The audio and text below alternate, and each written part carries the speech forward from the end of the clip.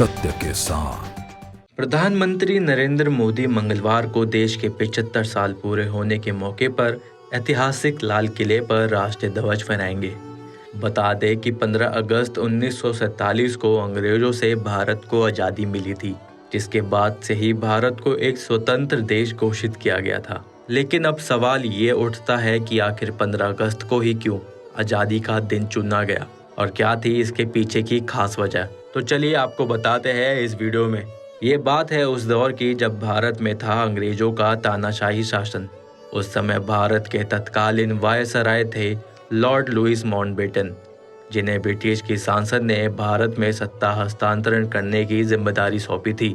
इन बातों को भारत के अंतिम गवर्नर जनरल चक्रवर्ती राजगोपालाचारी के शब्दों में कहें तो अगर माउंटबेटन ने 30 जून का इंतजार किया होता तो उनके पास हस्तांतरण करने के लिए कोई सत्ता बचती ही नहीं। यही कारण था जिसके चलते माउंटबेटन ने अगस्त 1948 में ही ये कार्य पूरा कर दिया। क्या थी इसके पीछे की खास वजह, आइए जानते हैं।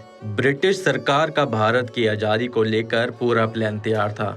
योजना के चलते भारत को आज़ादी देने का समय तय हुआ जून 1948।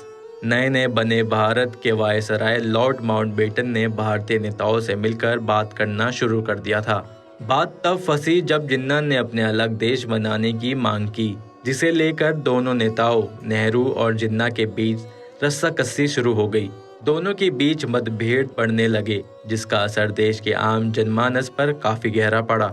इतना ही नहीं, देश के कई हिस्सों में सांप्रदायिक झगड़े बहुत हद तक बढ़ने लगे। देश की स्थिति बिगड़ते देख आज़ादी 1948 की जगह 1947 को ही निर्धारित करने की बात तय हो गई। माउंटबेटन की जिंदगी में 15 अगस्त का दिन बहुत खास था। खास होने की वजह थी 15 अगस्त 1945 के दिन दूसरा विश्व युद्ध, जिसके दौरान ब्रिटिश के सामने जापानी आर्मी ने आत्मसमर्पण कर दिया था। उस समय ब्रिटिश की सेना में लॉर्ड माउंटबेटन अलाइड फोर्सेस में कमांडर थे, जिसका पूरा श्रेय माउंटबेटन को दिया गया था। बस यही कारण था जिसके चलते उन्होंने 15 अगस्त को ही अपनी जिंदगी का सबसे अच्छा दिन मान लिया और भारत की आज़ादी को इसी दिन में बदलकर इस दिन को और यादगार बना दिया।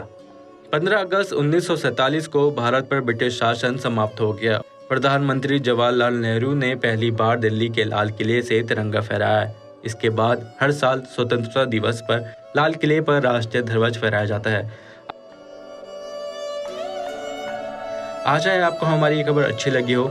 ऐसी और खबरों के लिए बने रहिए हमारे चैनल के साथ। Bureau report, TV news virus.